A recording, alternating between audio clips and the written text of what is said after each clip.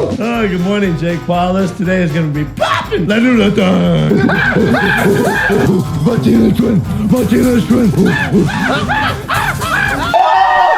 Disney Channel star Jake Paul is accused of making life miserable for his neighbors in fancy West Hollywood. We've done a lot of dumb things. This is the dumbest thing we've ever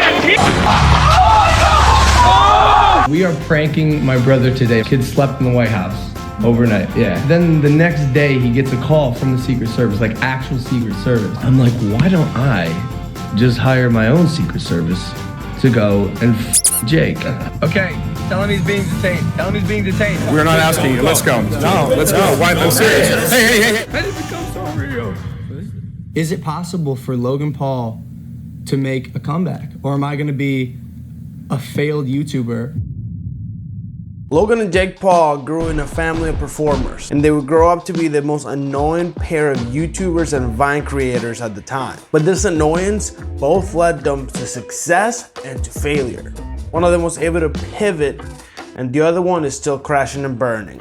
But despite being seen as the dumbest influencers out there, what if I told you they might actually be geniuses?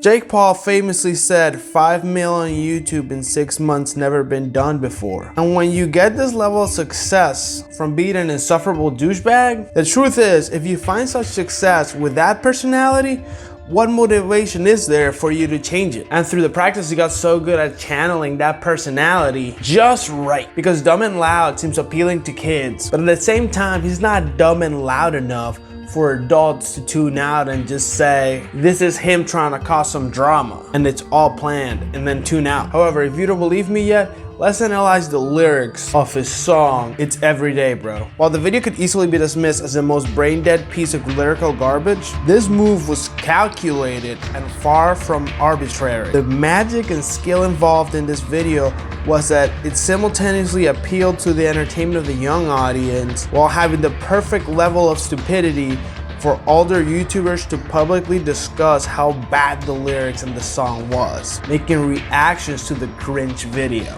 Part of his success was these videos were being broken down by bigger YouTubers. You don't need to say you're a white boy, dog. You don't need to put that in the lyrics. This is the whitest music video ever made. Everyday Bro! Disney Channel Flow! I'm gonna be watching It's Everyday Bro for 10 hours straight. Things you should never rap about. Taxes. Disney Channel.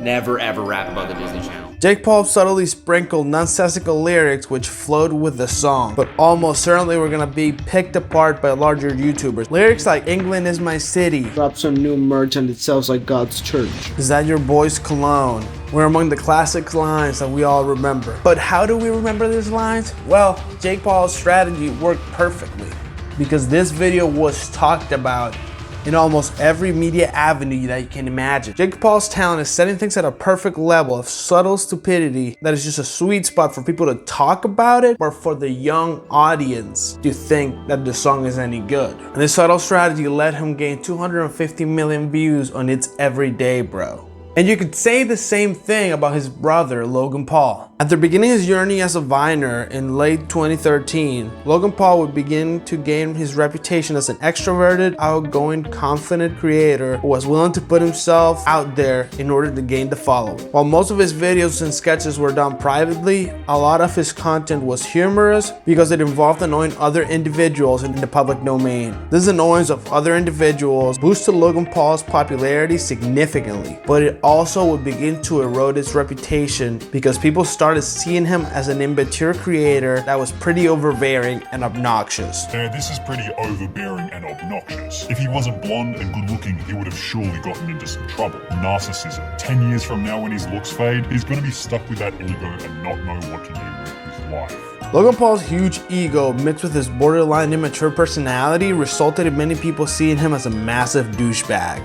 However, his younger audience perceived him as a very entertaining creator.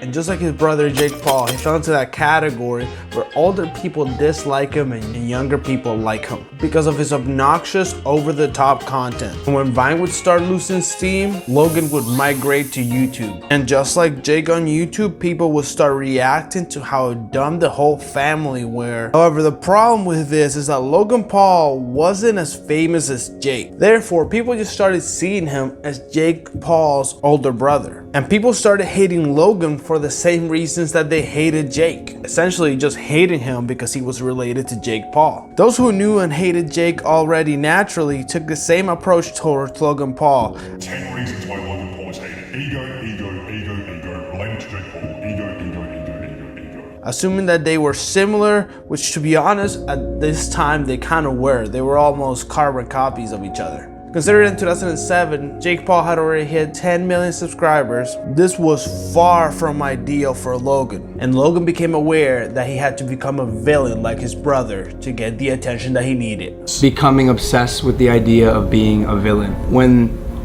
the whole world hates you, I made the conscious decision, I'm gonna be the guy they think I am. So the Paul brothers' intensity began to cross the US border to countries such as Italy, France, and eventually Japan. A location at which Logan would post what his audience perceived to be an incredibly cultural, insensitive vlog, which ultimately resulted in backlash from the YouTube landscape. However, by this point, Logan Paul couldn't care less about the backlash he was getting. It was simply about pushing the boundaries to their absolute limits. I'm also still the guy who takes things to extremes. That's who I am.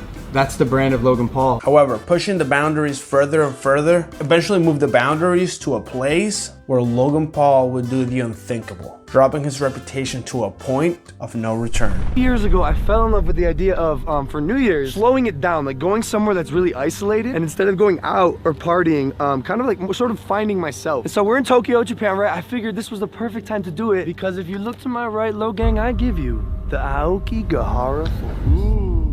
This event is so iconic that it barely requires any explanation. On December 31st, 2017, Logan Paul uploads the infamous Aokigahara Forest vlog, in which he would film a deceased person and upload it as if it was any other vlog. And while Vice TV made a similar vlog in 2012, it was slightly more professional, and its reporter wasn't running around in a $7,500 Gucci jacket wearing a Toy Story alien hat while holding back their laughter throughout the entire video. Within 24 hours, the video has gained 6 million views, and as many of you might have guessed, it got a lot of backlash. This is probably one of the worst things I've ever seen uploaded to YouTube before. Just one story that is so insane and so bad. Logan Paul knew what he was going to see. He also knew what he was going to capture on film and upload to his YouTube channel. A YouTuber that has respect for people like this would turn off the camera, go home. So it seems the main antagonist this season will be this douche noodle wearing the alien hat. His name's Logan Paul. He has thinning blonde hair. And here's where Logan Paul's crash would begin. And both brothers would disagree in which direction to take their personas. Logan and Jake Paul would no longer be carbon copies of themselves. Logan would mature and right his wrongs. I should have never posted the video. I should have put the cameras down. So I'm pledging to donate $1 million to various suicide prevention organizations, with the first $250,000 going immediately to the National Suicide Prevention Lifeline so they can increase their capacity to help those in need. However, Jake Paul could not care less. Take, for example, the Arizona looting incident in June of 2020. Jake Paul was spotted going into a smashed up shopping mall in a video uploaded to the internet. And here's how apparently the story goes.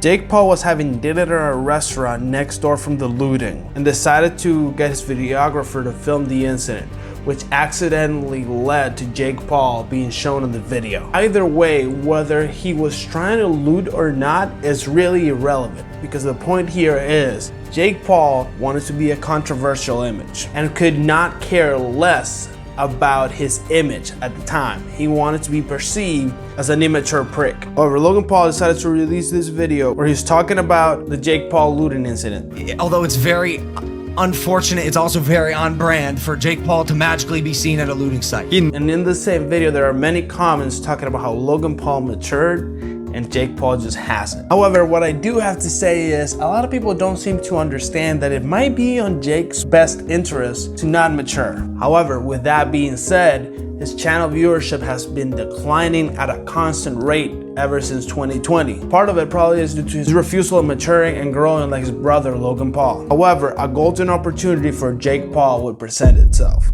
Jake Paul, Logan Paul, any of the Pauls, I don't care. Bring it.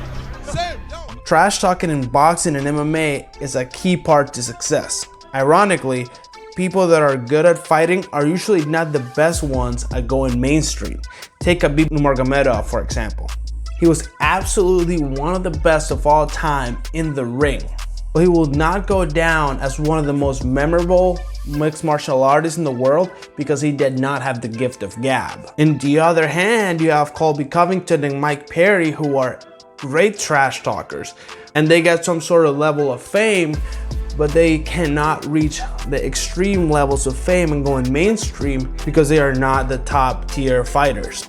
And Jake Paul is perfectly suited to this world, to the point that you even wonder, is he really a YouTuber even right now? Or is he considered a boxer?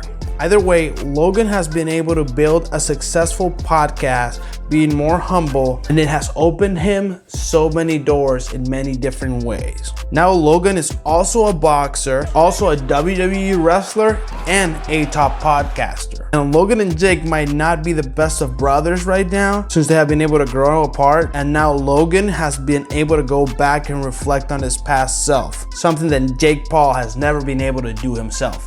Back in the day, the idea was just flex, show people how great I am, be a cocky, confident, arrogant, loud, boisterous prick, and draw attention. It was like shock value was the way to break into the homes of millions of people through the internet. And since I was on the way up and on the way bottom, I've seen both sides, and now I can move with grace and humility and energy of complacency while still being hungry. However, don't get it twisted.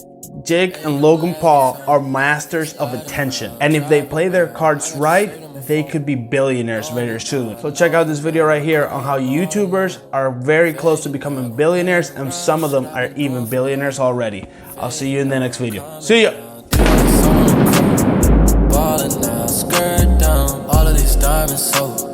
Bottom for me with the yours now. You could drink it, but take it slow. Ballin' for you, falling for